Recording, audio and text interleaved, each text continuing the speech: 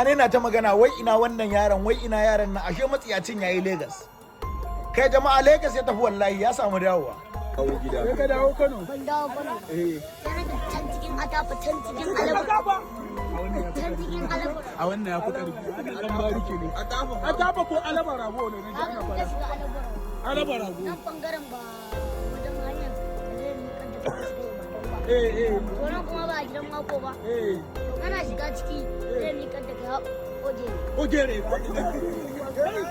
Wannan turkashi inda za ku ji wannan matashi wato wannan yaro mai tasowa inda ya ke cewa ya san Lagos sannan kuma ya san lungu da sako na Nijar da wannan yaro kwarai da gaske bai jima ba aka fara kallon shi a ranar sada zumunta wato social media inda yake ta maganganu yana ta zaren zance yake ta ba mutane mamaki iyayensa kwarai da gaske sun ba shi gudunmawa wajen lalacewa amma kuma ya kamata su yi kokari su jawo shi jiki domin gyaran tarbiyyarsa wannan fa ba komai bane ya kamata hukumar Hizba ta dauki mataki akan wannan abu bari in kunna muku kuji da kunnuwan ku sannan ku ganda idanun aka san Lagos ni mamaki ne.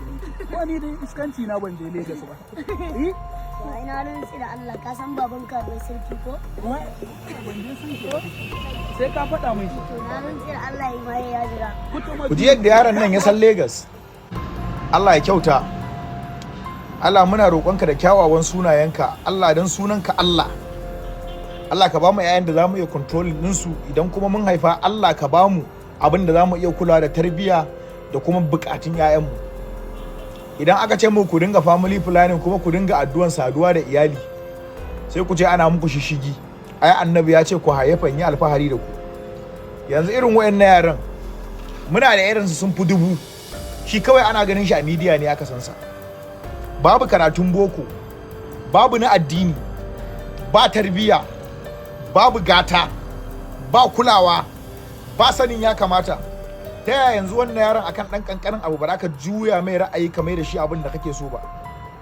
Ta yaya in kana so ka mai da wannan yaron ya shiga ta'addanci ba za ka iya sa shi ya shiga ba? Jama'a, kuna tunanin kuma za mu ga gobe mai kyau. Yanzu kana ganin shi ba ɗanka ba ne ai, ba abin da ya shafe ka. To in kai wasa, idan ba ku tsaya ku da kuke da alhakin ku kula da 'ya'yan nan ba ku kula da su ba, nan da wasu shekaru sai ya hana ka bacci a gidanka. An ce ka zo gidanka kwana ya ka ce ba za ka zo ba wallahi. Na rantse da Allah. Ga abin da wani a comment section ya faɗa. Wa da yanzu ba a samu wanda ya kashe wannan yaron.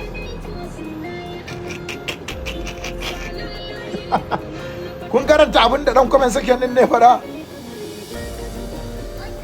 To Allah sa mu dace. da fatan dai kun ji duk abin da yake faruwa to fatan mu sai dai mu ce Allah sa mu dace ku yi kokari ku danna mana subscribe sannan ku faɗa mana ra'ayoyinku a comment section kada ku manta ku share wannan bidiyo Allah sa mu dace Allah ya ci gaba da shirya mana zuri'a Allah ya sa mu yi kyakkyawan ƙarshe ku yi kokari ku danna mana subscribe da alamar karrawa a wannan tasha mu ta mai albarka ta Arewa Duniya TV.